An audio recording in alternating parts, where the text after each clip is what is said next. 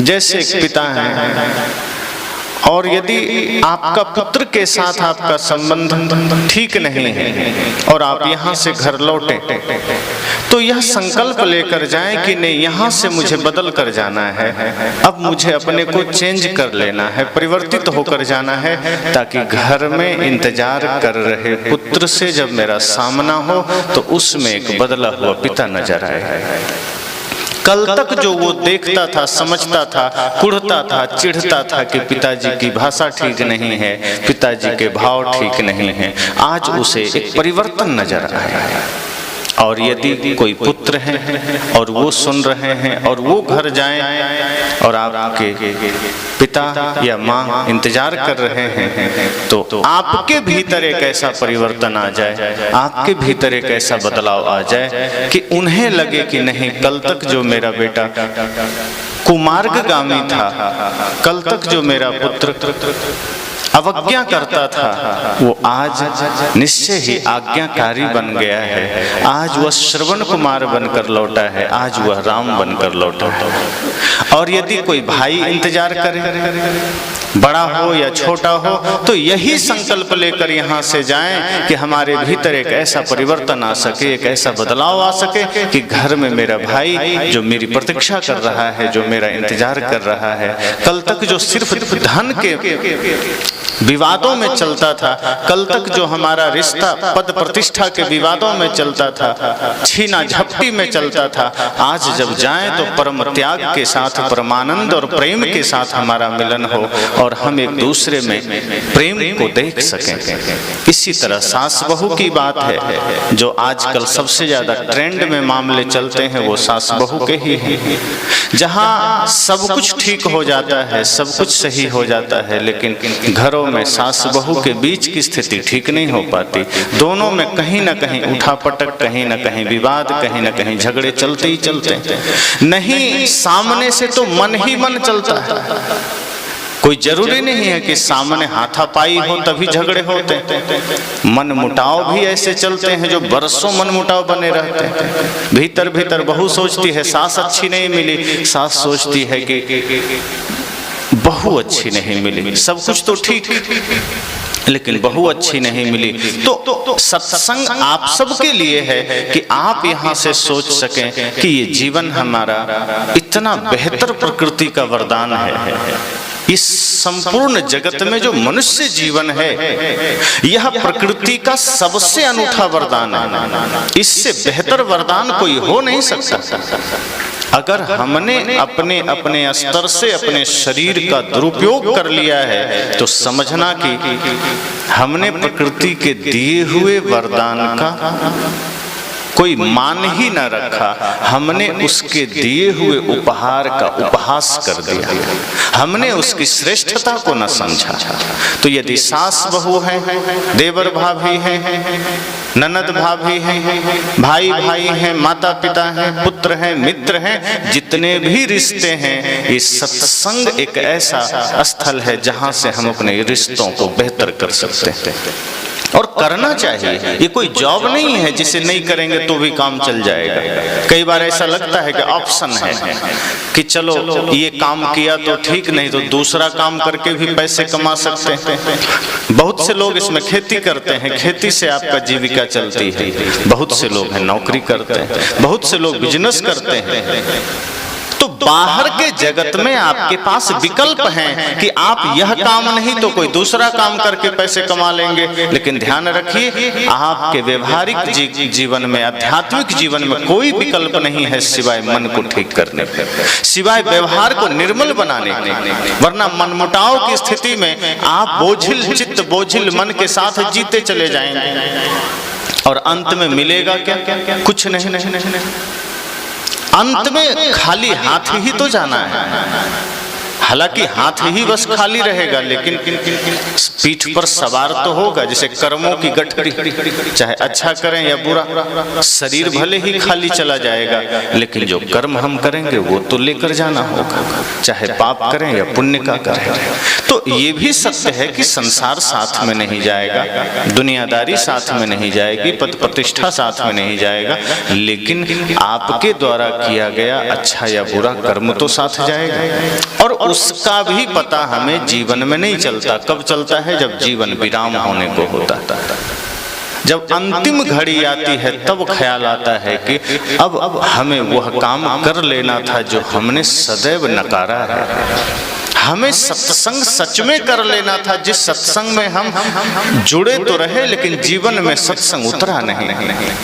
तो यह 3 दिन का सत्संग हमारे जीवन की समीक्षा का तीसरा दिन हम सबके लिए एक चिंतन का समय है, एक मंथन का समय है कि हम स्वयं को कितना बदल पाते हैं। एक पिता की ख्वाहिश होती है कि हम इतना बढ़िया अपने बच्चे को पढ़ा दें, लिखा दें। एक माँ भी यही सोचती है कि हमारी संतान अच्छे पोस्ट पर हो, अच्छी स्थिति में हो, बिजनेस करे, व्यापार करे।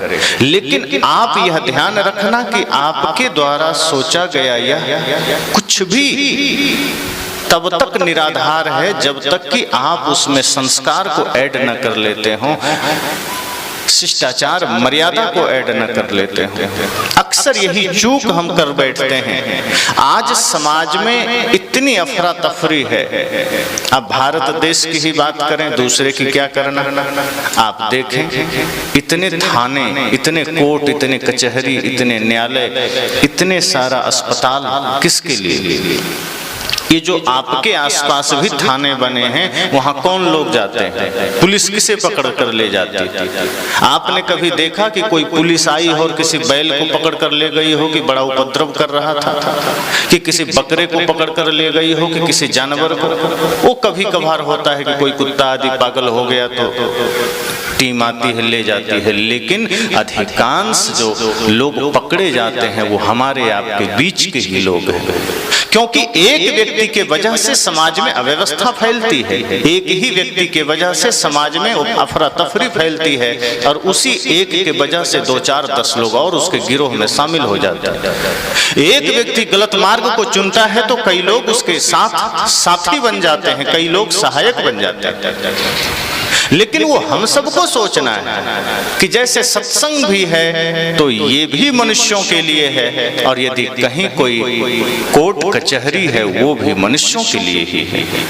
यदि कोई गलत कर्म करके जीवन में सदैव दूसरे के लिए अहित कर रहा है, समाज के लिए अहित कर रहा है, तो उसके समन के लिए भी कोर्ट कचहरी है। और कोई व्यक्ति सुधार करना चाहे, जीवन में कुछ अच्छा करना चाहे, अध्यात्म से जुड़ करके परम शांति को पाना चाहे, उसके लिए भी सत्संग है। तो सब कुछ तो मनुष्यों के लिए है। तो इसी सत्संग से हम कितना बदल पाते हैं, कितना जुड़ पाते हैं। एक आदमी ने कहा कि सत्संग तो इतना हो रहा है देश में, परिवर्तन कहाँ होता है? जब देखो, जिसे देखो वो तो सब गलत मार्ग पर चले जाते हैं। सत्संग के लिए इतना प्रयास करना पड़ता है, फिर भी लोग कम आते हैं। और ये बात स्वाभाविक है, सत्संग के लिए प्रयास करना पड़ता है। तो इसको हमें समझना पड़ेगा। समस्या यह है कि गलत कार्य के लिए प्रयास नहीं करना पड़ता। यह बात आप सब भी जानते होंगे कि जिनके जीवन में कोई भी बुराई आई है, चाहे वो झूठ बोलना हो, चाहे वो क्रोध करना हो, चाहे वो नशा करना हो, चाहे वो हिंसा करना हो, आप अनुभव करेंगे कि आपको बहुत मेहनत नहीं करनी पड़ी होगी। बुराइयों के लिए, गलत कार्य के लिए कभी सीखना ही नहीं पड़ता। लेकिन कुछ श्रेष्ठ करना हो, बड़ा करना हो, पवित्र करना हो, तो सदैव तपस्या में उतरना पड़ता है, साधना में उतरना पड़ता है, जीवन को तपाना पड़ता है। और यही मनुष्य का मन इतना धोखेबाज है कि वो सदैव तपस्या से भागता है, सदैव श्रम से भागता है, प्रयत्न से भागता है। कुछ अच्छा करना हो तो मन आपको करने ही नहीं देगा। इसलिए आज गलत करने के लिए कुछ सीखने की जरूरत नहीं पड़ती। उसके लिए सत्संग की सभा नहीं लगानी पड़ती। जगह जगह सत्संग की सभा लगी है, कहीं कथा हो रहे हैं, कोई भागवत की कथा, कोई राम की कथा, कोई देवी भागवत की कथा, तमाम कथाएं चल रही है, कहीं प्रवचन है, कहीं यज्ञ है, कहीं हवन है। इन सब के माध्यम से समाज को सही दिशा देने का प्रयास, लेकिन फिर भी बदलते कितने लोग हैं। और जितने भी लोग बिगड़ गए हैं उनके लिए आपने कहीं सुनी है कि कोई बहुत बड़ा आयोजन हुआ है जहां सिर्फ चोर बनने की ट्रेनिंग दी जाएगी? कोई ऐसी सभा कहीं भारत में लगी है जहां सिर्फ गाली सिखाने की ट्रेनिंग दी जाएगी? अखिल भारतीय गाली सिखाने का महा कार्यक्रम हुआ कि अखिल भारतीय क्रोध करना कैसे सीखा जाए, इस पर कार्यक्रम हुआ। अखिल भारतीय चोर ट्रेनिंग सेंटर, कहीं कुछ भी नहीं। उसके लिए तो बल्कि जगह जगह पर जो व्यक्ति गलत करता है वो भी सजग कर रहा है। आप देखेंगे एक पिता खुद दारू पीता है लेकिन वो अपने बेटे के लिए सदैव जागरूक रहता है कि ये गुटखा भी न छू सके। एक पिता अगर कहीं हिंसा भी करके आया है तो वो कभी नहीं चाहेगा उसका बेटा भी हाथ में हथियार पकड़े।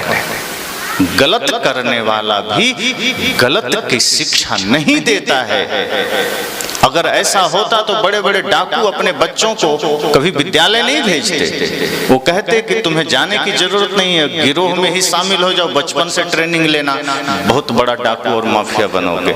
लेकिन वो भी अपने छत्र छाया से दूर कहीं ऐसे विद्यालय में भेजता है जहां उसे उसकी छाया तक न मिले और वो अच्छा इंसान बने। तो गलत करने के लिए कुछ भी सिखाना नहीं पड़ता, सीखना नहीं पड़ता। इसलिए हमारे समाज में अच्छे कार्यों के लिए इतनी प्रेरणाएं दी जाती है, इतने शास्त्र रचे गए, इतने सारे कहानियां गढ़ी गई, इतने सारे कथाएं हो रही है, इतने संत समाज में आकर के संस्कार दे रहे हैं। लेकिन बुरा करने के लिए कोई प्रेरणा, कोई संस्कार नहीं चाहिए। उसके लिए तो बस थोड़ा सा मन को ढीला छोड़ दीजिए, अपने आप मन आपको लेकर चला जाएगा। उसके लिए थोड़ी सी बेहोशी आ जाए, फिर मन आपको खुद ही हिंसा के मार्ग पर लेके चला जाएगा। फिर मन आपको खुद ही नशा दुर्व्यसन के मार्ग पर लेकर चला जाएगा। तो मैंने कहा कि सत्संग इंसान के लिए ही है, न्यायालय भी इंसान के लिए है, और दोनों जगह इंसान जा रहा है। लेकिन सबसे ज्यादा भीड़ कहाँ है? कोर्ट कचहरी न्यायालय में। सत्संग में तो कम भीड़। हाँ, सत्संग में वहां भीड़ है जहां थोड़ा सस्ती बात बताई जाए, जहां थोड़ा सरल बात बताई जाए। यदि कहा जाए कि माता पिता गुरु की सेवा करो, प्रेम से रहो, तो भीड़ कम हो जाती है। लेकिन अगर इसी मंच से यह कहना शुरू कर दिया जाए कि न तो माता पिता की सेवा की जरूरत है, न भाई से प्रेम करने की जरूरत है, न तो और कुछ करने की जरूरत है, जो मंत्र हम दे रहे हैं बस इसका जाप कर लेना सारे पाप मिट जाएंगे, आप देखना ये पूरा गांव उमड़ जाता। लेकिन ऐसी बात है जहां सस्ती बातें बताई जाए आदमी तुरंत आतुर होता है कि तब तो बड़ा सस्ता सौदा है, सरल बात है, कुछ करना नहीं पड़ेगा, हमारी जो यात्रा है हम करते रहेंगे। जो हम दुर्व्यसन के मार्ग पर हैं, हिंसा के मार्ग पर हैं, जो भी गलत हम कर रहे हैं वो करते जाना है। अंगुलीमाल को बुद्ध ने ये तो नहीं कहा कि तुम्हें हिंसा नहीं छोड़नी पड़ेगी, कि तुम्हें कुछ भी नहीं छोड़ने की जरूरत है, मैं तुम्हें तावीज दे देता हूं और तुम्हारा काम बन जाएगा। उन्होंने तो साफ कहा कि तुम्हारी तो दिशा ही गलत है, तुम कुछ नहीं कर सकते, तुम जा ही हिंसा के मार्ग पर रहे हो, तुम्हारी यात्रा ही क्रोध के, हिंसा के, नशा दुर्व्यसन के, पाप के मार्ग पर है, और बिना उधर से मुड़े कोई क्रांति घटित नहीं हो सकती। लेकिन उसने ठान लिया, उसने किया। कई लोग कहते हैं हम तो बहुत ज्यादा हमारा जीवन निकल चुका, अब हम क्या कर सकते हैं। सबके लिए सदगुरु कबीर कहते हैं कि जिस घड़ी आपके भीतर ये आभास भी हो जाए कि हम भूल कर रहे हैं, हम चूक कर रहे हैं, समझना आपके जीवन का सूर्योदय का समय है, समझना आपके जीवन के उत्थान का समय है। हिम्मत मत हारी, किसी भी समय किसी भी परिस्थिति आपके भीतर एक जागरण आ सकता है, आपको दिशा मिल सकती है। बस आवश्यकता यह है कि कहीं अगर सत्संग मिल जाए, सच्चे संत मिल जाए, तो क्षण भर को ही सही पूरे प्राणपन से लग जाए। अधूरे मन से आप 10 दिन भी लगे रहेंगे, कोई क्रांति घटित नहीं होगी। अधूरे मन से 10 दिन तो छोड़िए, पूरा जीवन लगे रहेंगे, कुछ भी घटित नहीं हो सकता। लेकिन पूरे प्राणपन से अगर क्षण भर को सत्संग में अपना समय दे दिए, तो साहब ने कहा, शब्दे मारा गिर पड़ा, शब्दे छोड़ा राज, जिन जिन शब्द विवेक किया तिनका सर गए काज। कि अगर पूरे प्राणों से सत्संग में हम बैठ सकें कुछ क्षण को भी, तो वो क्षण भर का सत्संग भी जीवन में क्रांतिकारी बदलाव ला सकता है। और हमारा जीवन अगर बदल जाए, तो हम अपने जीवन के इस बदलाव से समाज में बदलाव का कारण बन सकते हैं। आज हम समाज को इस रूप में नहीं देखते कि हम भी इस समाज को आदर्श बना सकें।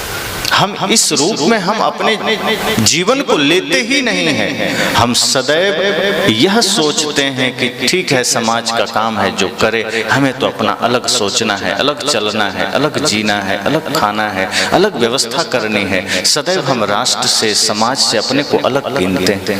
जिस दिन हम यह सोच लेंगे कि संपूर्ण राष्ट्र में एक हम भी हैं, इसी का हिस्सा हम भी हैं, और जो कभी ये भारत अपने कर्तव्यों से, अपने भक्ति से, अपने सेवा से, अपने धर्म से, अपने संपूर्ण सद्गुणों से दुनिया में सिरमौर था, आज वह भारत अगर नीचे जा रहा है, तो इसमें सिर्फ अन्य लोगों का दोष नहीं, हम सब भी दोषी।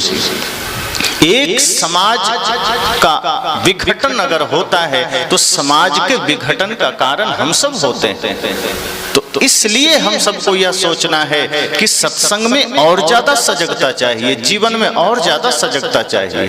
कुछ अच्छा करना है, कुछ अच्छा बनना है, तो हमें और सजग होना पड़ेगा। हम कल पर नहीं छोड़ सकते कि कल देख लेंगे, परसों देख लेंगे। आज इसी क्षण समीक्षा करनी है कि संसार का भी काम चलता रहे, खेती भी चलती रहे, बिजनेस भी चलता रहे, व्यापार भी चलता रहे, लेकिन सत्संग धीरे धीरे चित्त में, मन में चलता रहे। सत्संग रुकना नहीं चाहिए, वरना समय निकलता जा रहा है, समय निकल रहा है, एक एक समय पार होता जा रहा है। अब देखिए, सबकी उम्र ढलते जा रहे हैं। ऐसा तो नहीं है कभी सृष्टि में ऐसी कोई घटना घटी हो कि नहीं, आदमी इस धरती पर जन्म लिया और ज्यादा वो उसका किसी का भी उम्र न ढला हो, किसी की भी आयु क्षीण न हुई हो, बल्कि उसकी आयु बढ़ती गई हो। अब कोई 10 वर्ष का है, वो 20 का हो गया, तो उसे हम आयु का बढ़ना तो नहीं बोल सकते, उसका घटा है। अगर कोई व्यक्ति आज, कोई बच्चा 1 वर्ष का है, एक दिन बाद ही वो 1 वर्ष 1 दिन का हो गया, बढ़ा थोड़े है, घटा है। हम 50 वर्ष के हो जाएं, 70 वर्ष के हो जाएं, तो हमारी आयु बढ़ी नहीं है, घटी है।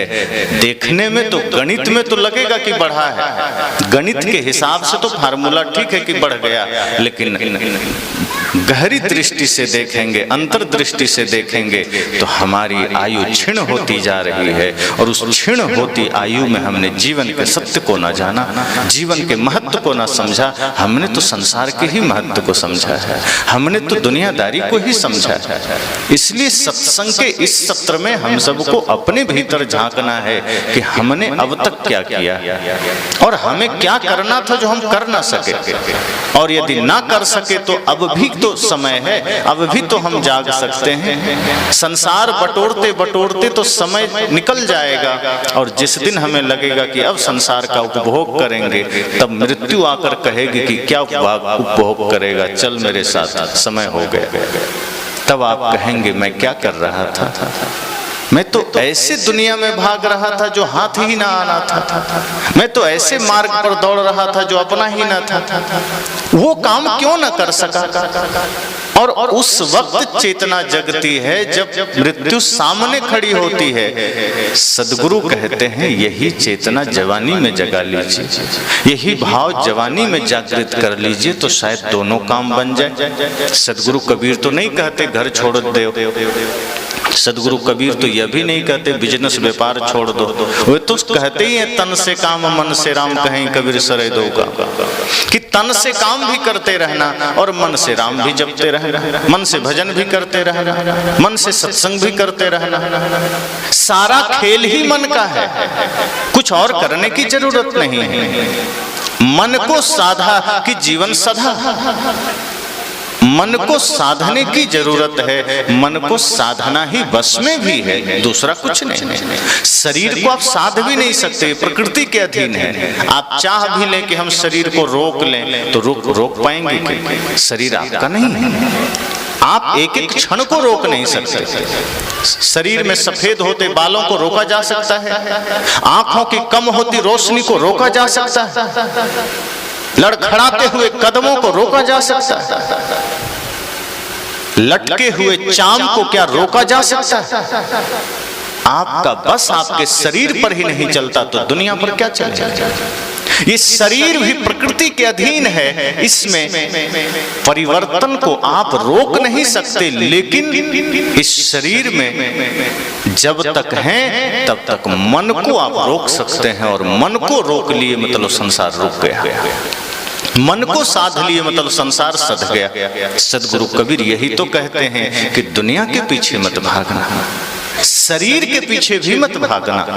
आपके पास एक ही उपाय है, जो सारे उपद्रवों का कारण है वो आपका मन है। बस मन को साध लेना, मन को अपने वश में कर लेना, फिर देखना कि सब कुछ स्थिर मालूम पड़ेगा, सब कुछ सधा हुआ मालूम पड़ेगा। अभी जो संसार में अफरा तफरी नजर आते हैं, उथल पुथल नजर आते हैं, उसका उद्देश्य या उसका कारण सिर्फ आपका मन है। वो जैसा है वैसा वो देख रहा है, आपको दिखा रहा है।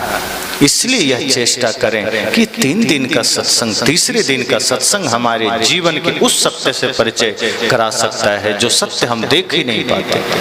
ये तीसरे दिन का सत्संग हमें जीवन के उस परम सत्य तक ले जा सकता है जहां हम कभी अनुभव भी नहीं कर पा रहे हैं। अब मान लीजिए सत्संग को हम अगर विश्लेषण में लाएं कि सत्संग क्या है, तो आप सब सुनते हैं ना, तीसरी आंख, थर्ड आई। 2 आंख तो सबके पास है, पर तीसरी आंख क्या है? तो कई लोग के मन में ख्याल आ गया होगा महादेव जी को तीसरा नेत्र था। वस्तुतः हुआ संकेत है, ऐसा कोई महादेव जी को भी यहाँ कोई वास्तव में आंख नहीं रही होगी, ये तो फिर प्रकृति के बनावट के साथ खिलवाड़ हो गया। तीसरी आंख, तीसरा नेत्र का अर्थ इतना ही है कि आप जो प्राकृतिक रूप से जो कुछ भी हैं, इससे एक अलग चिंतन आपके पास होना।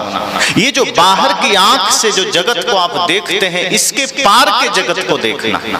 आप जो इन आंखों से संसार को देखते हैं, उसके उस पार को देखना, वो तीसरी आंख है। और ये सत्संग आपको वही तीसरी आंख देता है, क्योंकि इन 2 आंखों से जो कुछ भी आप देखेंगे वो धोखा होगा। इन 2 आंखों से आप जो कुछ भी देख रहे हैं वो सिर्फ छाया है, वो सिर्फ पर्दा है। सत्संग आपको वह विवेक की तीसरी आंख दे देता है जिससे आप शरीर के, संसार के, माया के उस पार देख सकें। और उस पार देखने का अर्थ क्या है? जैसे मोबाइल से आप जब लेते हैं फोटो, तो बाहर का फोटो आप लेते हैं, संसार का फोटो आप लेते हैं, ये बाहर के चित्रण को आप देखते हैं। लेकिन यहीं मोबाइल के स्थान पर एक्सरे मशीन हो तो उस एक्सरे मशीन से आप भीतर की तस्वीर लेते हैं, वहां बाहर का कुछ भी नहीं दिखेगा।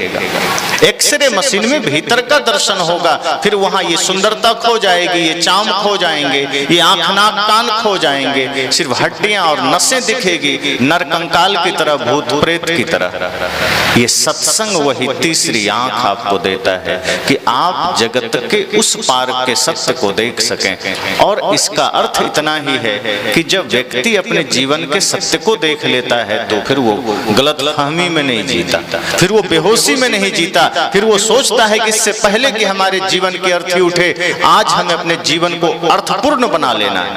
इससे पहले कि हमारे जीवन की चिता कभी उठे, आज ही हमें अपने भीतर की चेतना को जगाना है और समाज में भी चेतना को जगा लेना है। जो दायित्व दायित्व हमें मिले हैं मनुष्य शरीर में, जो कर्तव्य हमें करने हैं मनुष्य शरीर में, वो हमें आज ही कर लेना है। उम्र ढलती चली जा रही है, समय निकलता चला जा रहा है, और बेहोशी अगर हमने धारण कर ली तो ये जीवन पूरा का पूरा चौपट हो जाएगा, व्यर्थ हो जाएगा। तो ये जो तीसरी आंख है वो आपको उस सत्य से दर्शन करा देती है जिससे आप आज ही सजग हो जाते हैं। फिर आप कल पर नहीं छोड़ते, फिर आप कल पर नहीं डालते। जैसे कोई बाहर कहीं आपको यह आज सूचना मिल जाए कि सरकार के तरफ से अनाज बंट रहा है और आज से कल तक ही बंटना है, या कहीं यह घोषणा हो जाए कि पंचायत में सरकार के तरफ से कुछ पैसे बांटे जा रहे हैं, तो कितने लोग हैं जो ये सोचेंगे कि हम कल जाकर ले लें। मुझे लगता है अधिकांश लोग यही सोचेंगे कि आज ही ले लें तो ठीक, पर पता नहीं कल को बचे ना बचे, कल और लोग ले लें, कल मौका मिले ना मिले। क्यों? मन ने आपको राजी कर लिया, मन ने आपको तैयार कर लिया कि आज ही चल देना है। क्यों? क्योंकि मन के साथ और आपके बाहर की दृष्टि के साथ यह तय हो गया कि जो कुछ भी मिलेगा वो हमारे शरीर के लिए आवश्यक है, वो अनिवार्य है, और उसमें आपको लाभ नजर आया, उसमें आपको सत्य नजर आया। तो मन ने दिखा दिया कि यह जो कुछ भी भौतिक चीजें हैं ये जरूरी की हैं, इसे आज ले लेने में फायदा है। लेकिन जो तीसरी आंख है जब वो जग जाएगी तो उसी तरह से आप तब सोचेंगे कि जो संसार के लिए हम इतने आतुर हैं, जिस शरीर के लिए हम इतने यत्न कर रहे हैं, इसके बाद क्या होगा। जिस दिन शरीर भी नाकाम होगा, आंखें भी लाचार होगी, और जितने लोग हैं क्या आंखें तो लाचार होगी, ऐसा तो नहीं कि आंखें लाचार नहीं होगी। एक समय ऐसा आएगा जब आंखों की रोशनी कम होगी, और एक समय ऐसा भी आएगा जो इतनी कम हो जाएगी कि आप कुछ भी ना देख सकेंगे। एक समय ऐसा आएगा जो मुख भी नाकाम होगा। आज जो लोग कड़ी कड़ी चीज भी खा लेते हैं, एक समय के साथ आपके दांत नाकाम हो जाएंगे कि नहीं अब मैं नहीं सह सकता, अब मेरा समय पूरा हुआ। एक समय ऐसा है जब आप पैरों से चलकर 10-15 किलोमीटर की दूरी तय कर लेते हैं। एक समय ऐसा आएगा जब बिस्तर से उठना मुश्किल होगा। तो ये घटनाएं जीवन में घटने वाली है। जब इस सत्य को आप जान लेंगे कि ये सत्य हमारे साथ होना है, यही हमारे जीवन में घटित होना है, यही कहानी हमारे साथ दोहराई जानी है, तब क्या करेंगे कि नहीं, इससे पहले कि यह घटना हमारे जीवन में घटे, हमें आज वह काम भी कर लेना है जिससे शरीर मिटे तो मिटे, लेकिन हमारा काम पूरा हो जाए, हमारा उद्देश्य पूरा हो जाए। और वही उद्देश्य सत्संग से मिल करके हमें मिलता है। और वो उद्देश्य क्या है? मन को निर्मल करना। छोटी सी बात, कहने में तो छोटी सी बात है, मन को निर्मल करना है, जीवन के उद्देश्य को पूरा करना है, लेकिन जन्म बीत जाते हैं और हम यही काम नहीं कर पाते। तो मैंने कहा कि सत्संग हमारे जीवन को एक अवसर दे रहा है, हमारे भीतर की तीसरी आंख को जगाने का अवसर दे रहा है कि जिस रूप में आप सत्संग में आए थे, जिस भाव से आए थे, जब यहाँ से जाएं तो बदल कर जाएं, परिवर्तित होकर जाएं, एक पिता धर्म पिता बनकर जाएं, एक माँ धर्म माँ बनकर जाएं। इसका अर्थ यह हुआ कि आप ऐसा कर्तव्य पालन करें अपने जीवन में कि आपका जीवन तो सजे ही प्रेम से, सत्य से, आपके आने वाली पीढ़ियां भी अपने जीवन में श्रद्धा भक्ति को धारण कर सके, माता पिता गुरु और राष्ट्र भक्ति को धारण कर सके। आज देश को क्या आवश्यक है? आज देश में सब कुछ पूरा है, लेकिन देश भक्तों की बड़ी कमी आ गई। आज हमारा देश उस कगार पर खड़ा है जहां जनसंख्या तो बहुत तेजी से बढ़ रही है, जहां लोगों की आय भी बढ़ रही है, विकास भी हो रहे हैं, भौतिकता भी बढ़ रही है, लेकिन देशभक्तों की बड़ी कमी हो रही है। एक समय ऐसा था जहां घर घर से इस भारत की मिट्टी से देशभक्ति की गूंज सुनाई देती थी। आप याद करिए वो समय अखंड भारत का, जब चाणक्य ने उसकी नींव रखी थी, जब सिकंदर का आक्रमण भारत पर हुआ था, तब चाणक्य ने घर घर में देशभक्ति की अलख जगाई थी और माताओं को पहले उन्होंने जगाया था। अपने शिष्यों से कहा था चाणक्य ने कि घरों में जाना, माताओं से दान तो मांगना ही, साथ साथ एक पुत्र को भी मांगना कि अपने देश के लिए, देश की एकता अखंडता के लिए एक पुत्र को समर्पित करें। और उस अलख के साथ भारत अखंड बना था और वही सब काल था जब भारत विश्वगुरु कहलाता था। आज हमने अपने जीवन को किस मोड़ में दे दिया है कि देश की सभ्यता, देश की संस्कृति से हमारा कोई दूर दूर तक अर्थ नहीं है। आज कई लोगों से मैं कहता हूं कि देशभक्ति क्या है, तो कुछ युवा हैं वो कहते हैं हमें कोई लेना देना नहीं, हमें तो बस रोटी और रोजगार चाहिए, हमको रोजगार मिल जाए फिर कुछ भी हो, हमें कोई हर्ज नहीं। तब मैं सोचता हूं कि ऐसे ही लोग की वजह से शायद देश गुलाम हुआ होगा। ऐसे ही लोग जो अपने देश से ज्यादा अपने स्वार्थ को आगे रखते हैं, ऐसे लोग को तो कल करोड़ों रुपया कोई दे दे तो अपने ही देश के लिए वो गद्दारी भी कर सकता है। ऐसे ही लोग इस धरती पर हैं जो रोजगार अपने स्वार्थ और अपने अहंकार के चक्कर में, अपने निजी स्वार्थ के चक्कर में वो देश के लिए खतरा भी बन जाते हैं। आप कुछ समय पहले देखते थे ना, कश्मीर से लेकर के कन्याकुमारी तक जहां तहां आतंकवादी हमले हो गए, कहीं संसद में अटैक हो गया, किसी शहर में हमले हो गए, कहीं सेना में कोई पत्थर सेना पर मार दिया। ये घटनाएं कैसे हो रही थी? कौन कर रहा था? इसी देश के कोई युवा थे, कोई बच्चे थे जिसको कुछ रुपए की लालच दे दी गई, वो कर देता था। वो संस्कार नहीं मिला, धर्म की कथाएं होती रही, धर्म के दीप जलते रहे, लेकिन दोष तथा कथित धार्मिकों का भी है जिन्होंने कभी समाज में जातिवाद को मिटाने की चेष्टा नहीं की, जिन्होंने समाज से कभी संप्रदायवाद मिटाने की चेष्टा नहीं की, जो जातिवाद का जहर लेकर समाज में चलते रहे, जो संप्रदायवाद का जहर लेकर समाज में चलते रहे। ये कारण बना कि समाज खंड खंड में बटा और वही समाज फिर स्वार्थ के मार्ग पर चल पड़ा और कोई रोटी के लिए दौड़ पड़ा, कोई रोजगार के लिए दौड़ पड़ा, कोई मकान के लिए, कोई दुकान के लिए, और हिंदुस्तान के लिए कोई सोचा ही नहीं। और वो हिंदुस्तान फिर लाचार हो गया, वो देश फिर लाचार हो गया। मैं तो याद करता हूं महाराणा प्रताप को, सोचिए उन्होंने कैसी शहादत दे दी अपने जीवन की, किसके लिए? हम सब के लिए। घास की रोटियां खाना पसंद किया जंगल में, लेकिन मुगलों के सामने घुटने न टेके। वीर शिवाजी को देखना, शीश न झुकाया, गले कट जाए तो कट जाए, लेकिन शीश न झुके भारत के आन बान शान के लिए। भगत सिंह को देखिए, अपने देश की सुरक्षा संस्कृति के लिए, देश की मर्यादा के लिए फांसी को स्वीकार किया, लेकिन अपने आप को अंग्रेजों के हाथ गिरवी न बनने दिया। चंद्रशेखर आजाद को याद करिए, ये वही भारत की मिट्टी है, ये वही भारत भूमि है जहां ऐसे वीर वीरांगनाओं का जन्म हुआ। लक्ष्मीबाई को याद करिए, वीर भगत सिंह से लेकर के राजगुरु सुखदेव बिस्मिल को याद करिए, नेताजी सुभाष चंद्र बोस को याद करिए। लेकिन आज हम किस मार्ग पर जा रहे हैं? आज हमारे बच्चे किस मार्ग पर जा रहे हैं? सत्संग से घर लौटते हैं, फिर हमारी वही दिनचर्या शुरू हो जाती है, हमारा वही जीवन शुरू हो जाता है, फिर हम अपने बच्चों को वही शिक्षा देने लग जाते हैं। हम अपने बच्चों का परिचय अपने महापुरुषों से कराते ही नहीं है, हम अपने बच्चों का परिचय धर्म संस्कृति मर्यादा से कराते ही नहीं है। हम उन्हें उन्हीं मार्ग पर धकेल देते हैं जिस पर आज हम चल रहे हैं। वही नाच नौटंकी, वही दुनियादारी, वही फिल्म, वही स्वार्थ, वही पढ़ाई लिखाई, वही पैकेज।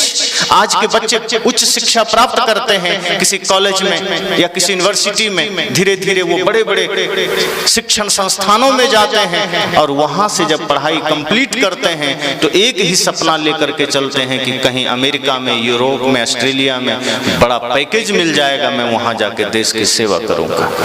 देश तो क्या वहां से देश की सेवा हो जाएगी? पहले ही मन में आ गया कि मैं चला जाऊंगा ऑस्ट्रेलिया, न्यूजीलैंड, यूरोप। और अगर ये कोई कह रहा है, एक ने कहा कि मैं वहां से जाके देश की सेवा करूंगा, मैंने कहा कैसे? कहा पैसा भेजूंगा। मैं कहा पैसा से देश की सेवा होती है? देश की सेवा निष्ठा से होती है, देश की सेवा आपके कर्तव्यों से, आपकी श्रद्धा, आपकी भक्ति से होती है। सिर्फ पैसा भेजने से देश की सेवा नहीं होती है। अगर पैसा मूल में है तो सेवा भूल जाओ। अगर हमने पहले ही स्थान पर पैसा को रखा तो सेवा हो नहीं सकती। हाँ, इतना जरूर हो सकता है कि आप सब कुछ पैसे से तौलना चाहेंगे। और आज ये घटनाएं देश में घट रही है। जो माँ बाप अपने बच्चों को धन की शिक्षा दिए हैं, व्यापार बिजनेस की शिक्षा दिए हैं, वो बच्चे बाद में उनके अंत्येष्टि में भी शामिल नहीं हुए। ऐसी कई घटनाएं आपके सामने हैं, चाहे सहारा कंपनी के मालिक का हो, चाहे अभी धनबाद के पास हजारीबाग की घटना हो। एक पिता ने अपने बच्चे को योग्य बनाया, करोड़पति बन गया, यूरोप में बैठा, और पिता जब गुजर गए, लावारिस लाश की तरह अस्पताल में उनकी लाशें पड़ी थी। बच्चे को संपर्क साधा गया कि तुम्हारे पिता गुजर गए। कहा कि आने में ही इतना खर्च हो जाएगा कि हमको बिजनेस में घाटा लग जाएगा, वहीं अंत्येष्टि कर दो। पिता से ज्यादा कीमती उसे अपना धन लगा। क्यों? उसी पिता ने उसे धन का महत्व समझाया था। उस पिता ने उसे संस्कारों का महत्व नहीं समझाया था कि धन आदमी के लिए ही है, धन जीवन के लिए ही है, जीवन धन के लिए नहीं है। ये धन तुम्हारे लिए है, ये धन समाज के लिए है। हम तो धन से ऐसा बंध जाते हैं कि उसके लिए जीवन तक दांव